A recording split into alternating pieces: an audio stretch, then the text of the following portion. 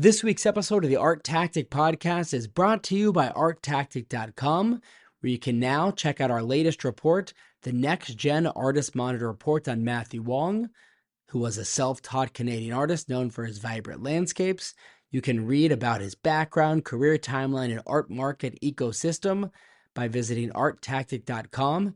And don't forget to use the promo code PODCAST15 for being a loyal podcast listener. You save 15% on this report and on all reports available on ArtTactic.com.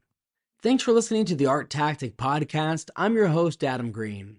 One of the most interesting stories in the editions market over the past several years has been the emergence of Avant Arte. The company began by building an online art community and then successfully transformed that audience into print collectors, publishing editions with both rising and well-established artists. So in this week's episode of the podcast, we explore the company's journey further with Mazdak Sanii, CEO of Avant Arte. Mazdak shares the compelling story behind the company's founding and how it's evolved over time. We also discuss how the company has attracted an impressive roster of artists to collaborate on editions, including Ed Ruscha, George Condo, Anish Kapoor, Weiwei, Elizabeth Peyton, Mickalene Thomas, and many others. We also delve into how the print market has evolved over the last few years, from the frenzy of speculative buying and flipping to today's more measured collector behavior. Finally, Mazdak highlights Avant Arte's newly released collector's report, sharing some of the most intriguing findings and trends shaping the future of the art world. We hope you enjoy the conversation. Thanks so much for listening.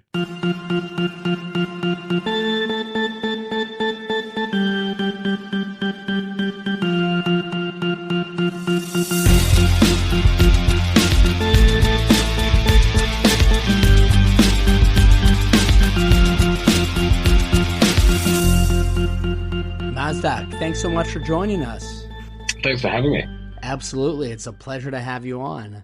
So we were chatting a bit before we started recording, and I mentioned that I've been a fan of Avant Arte for a while. I've bought works both for myself and for clients over the years. And I remember when I first discovered the company, I was actually amazed at how strong your following already was, not only on social media, but even among print collectors. So to start things off, could you share the story behind Avant Arte? I've always been curious myself. When was it founded and how has the company evolved over time?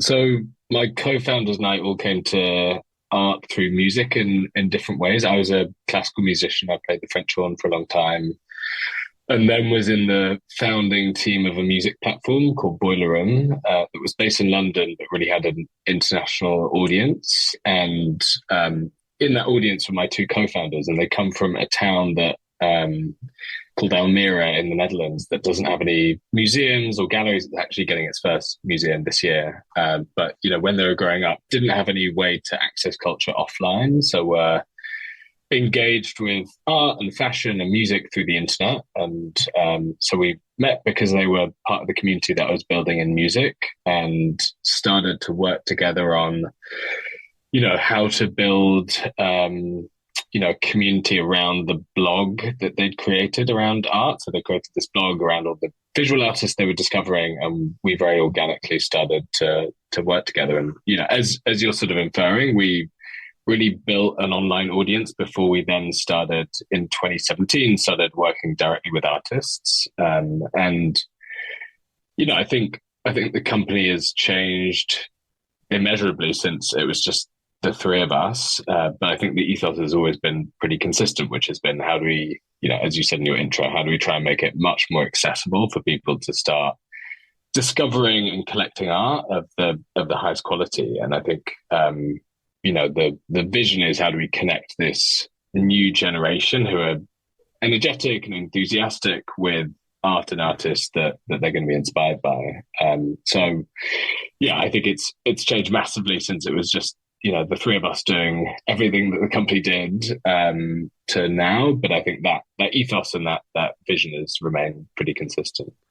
And so at Avant Arte, you've collaborated with really a wide-ranging roster of artists, from younger emerging talents to some of the most recognized names in contemporary art. How do you approach artists at varying levels of their careers, and what do you think makes the company an attractive platform for them to want to collaborate with?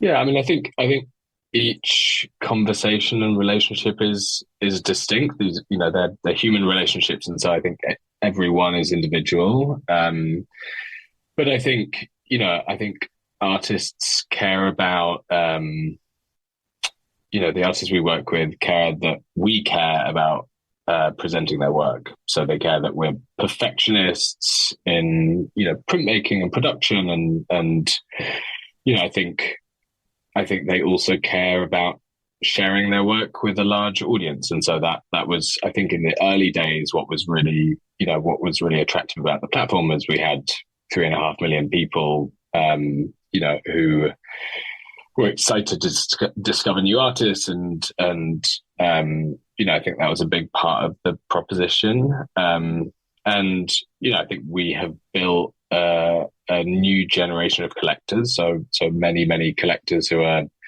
either new on their journey or they're from this new generation. And I think, I think that's interesting to artists that are building their legacy, or can be a meaningful funding stream for the studio. And I think overall, we try and listen and understand what's important to each artist and how what we do could be valuable. So yeah, in summary, it's sort of different every time, but I think some of those core elements of our approach to quality, the audience we offer, the collector community that we have, are attractive to quite a few artists we work with. It does feel like more and more artists are making editions, and the amount of print publishers has increased in the last decade or so, to the point where it's become somewhat saturated with just a lot of platforms and publishers that are offering these limited edition works. In this kind of environment, it seems like it may be challenging for a company to truly differentiate itself, let alone innovate. How do you think Avant Arte separates itself, or how do you think about Avant Arte in comparison to maybe some of your competitors, some of the other print publishers? I think probably the greatest one is scale. So we have the biggest online community of people that are interested in discovering artists' work, but also, the biggest, print collector community. And I think that comes with, its own benefits. I think, I like to think that we sort of, we try and combine scale and quality in quite a unique way. So, we have a printmaking team that I believe is really exceptional. And, the master printer, I think, is one of a new generation of printmakers that's really at the top of their game. But we also, around this team, built the largest fine art printing facility in the world, based in London. And so, sort of what we try and do is, have a ethos of quality at the core of everything we do, but then build scale around it. So, whether it's the content that we produce and the scale of the community that we distribute to, or it's the quality of the printmaking and the scale of production that we can offer, that's kind of how we try and differentiate. Yeah, and I remember actually receiving my first work from Avant Arte. I can't remember exactly what it was, but it was several years ago. It was shipped internationally, and it arrived in this beautiful crate with the company's label on it. And I remember unboxing it. It was a very memorable experience and very atypical for opening up an artwork, whether it's an original artwork or a print. It included white gloves. It just felt very thoughtful, the whole process, and really reminded me in a way of maybe the attention that Apple puts into the experience of receiving and opening a product and all their packaging. How much thought goes into crafting that experience for you? Is that a significant part of your strategy? Yeah, I mean, it's something that we continue to think about a lot. I think we've been always really focused from sort of end to end on how do we give the best possible experience to collectors, but also to artists. So whether that's sort of, the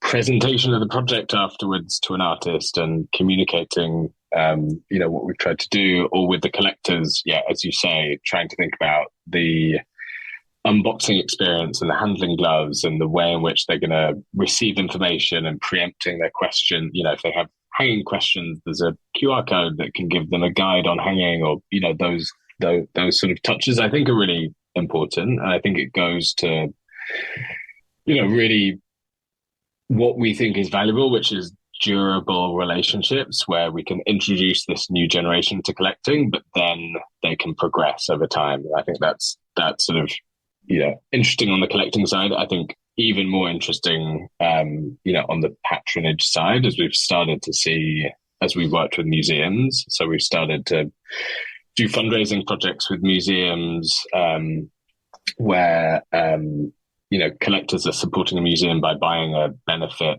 fundraising edition. And our vision there is, how do we create dialogue over time where people can progress from buying a fundraising edition to becoming a member, to becoming an individual donor, to major gifts over time. And so, we sort of see it in the same way on the collecting side. How do we give great experiences and good, clear pathways for people to progress on their collecting journey? So I wanted to ask you about the print market as well. I think in the past few years, we saw a big surge in speculation and flipping in the print market, with some editions selling out almost instantly and quickly appearing on the secondary market at significant markups. That frenzy, it seems to have calmed down. What are your thoughts on that period of heightened speculation, and where do you see the print market today? We've always really been focused. I mean, as I was saying, we're sort of focused on trying to introduce this new generation to collecting. And we think that people having works on their walls and living with them and enjoying them is critical if you take a long enough term view. And so, we've always tried to work out, how do we create the right sort of guardrails so that we're getting real collectors who really want to buy these works, particularly when they're really oversubscribed. So whether that's sort of, delaying sending certificates of authenticity, or it's, having, advisors speak to every collector that wants to apply for a very oversubscribed edition. We've spent a lot of time on that side of things. And I think, I think probably the frenzy, I think you described it, probably reflects the overall wider economic environment. So, pre and during COVID, the exuberance, and then since, probably an element of hangover. And I think, we really don't sort of mind what people's entry point is into collecting, whether it's sort of, a transcendent experience at a museum, or it's, they've seen the sale of a comedian on the front cover of a newspaper, or, it kind of doesn't matter to us. But I think having positive, durable experiences where people are getting the works in their homes and enjoying them and living with them, I think is really important if we think about the long term. And so I think the market today is more discerning, it's more selective.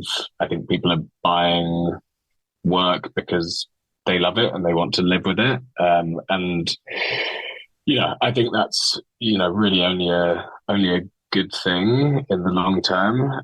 Of course, there are big geographic differences. I think as some of these macro, as inflation and foreign exchange changes and these different things have impacted different countries in different ways. But I think the overall sentiment shift towards being more considered, and the sole or the primary motivation of buying work being because you want to live with it and you respond to it and it inspires you, I think is really important. And so when you're collaborating with an artist on an edition, what are some of the conversations you're having with the artist about pricing the work appropriately? Unlike galleries that represent artists and handle the majority of their sales, you're working with these artists on a project basis. How do you approach finding the right price point? Yeah, it's always a conversation with the artist and their gallery, typically. And I think, every case is different, but we also, we've done now almost 750 projects. And so we just have a lot of pattern recognition over, how to price things right, so that, they're obviously making the best possible result for the studio, but they're also, there's going to be a healthy sort of, it's going to be additive to the market overall. So yeah, as I say, it's a sort of triangulated conversation between, of course, the artist has the final say, the gallery is super involved, and then we can add a bunch of experience and data on what's worked in the past. And finally, you've just released your annual collector's report. It'd be great if you could share a few highlights from this year's findings.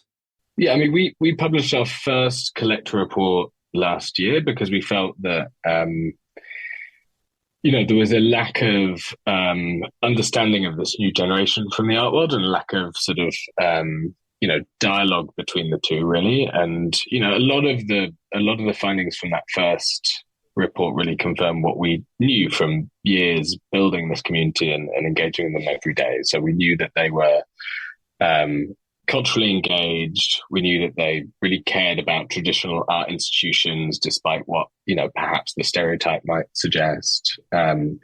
We knew that they, had the means and the appetite to support the arts further. But really there were two specific statistics that really stood out to me. And, they were that, 1 in 4 of the 1,500 people we surveyed last year, said that they wanted to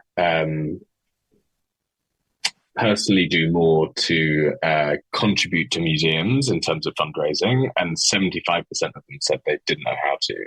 And I think that kind of blew me away, because I think if you work in the art world, you're very clear on the stewardship pathways that takes you from from being a member through to a major donor. And I think it just sort of illustrated the sort of education gap that we all have to creating visibility for people that really care and want to support, to understand how to. And so this report really focuses on how this new generation interacts with museums, how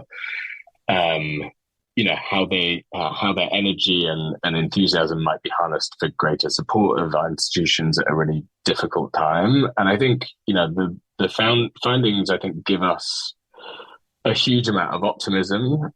We found that, the vast majority of actually the over 3,000 people that we surveyed for this report, I think 93% of them, believe really strongly in the importance of museums in their cultural purpose, in their purposes for furthering art and culture, and their place in society. We found that 83% of them had both the means and the appetite to support museums more. And I think that was married with some helpful guidance of where, we all need to do better. So I think, 75% of the people we surveyed thought that, institutions needed to do more to welcome, younger visitors.